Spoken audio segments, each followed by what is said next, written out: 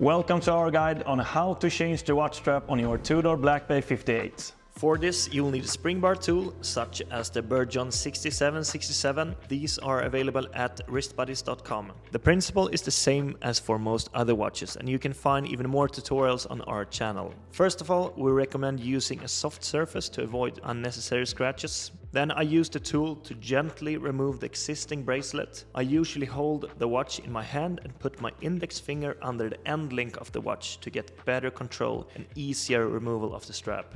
Take the small end of the tool and pull one side at a time of the spring bar closer to the center, and then the bracelet will come off. Repeat the process on the other side of the watch. And here, remember to take it slow and steady to avoid scratching the beautiful watch. Once the original bracelet is off, select the new strap and use the original spring bars that came with the watch.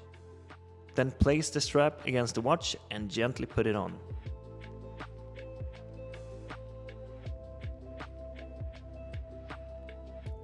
Repeat the process on the other side of the watch.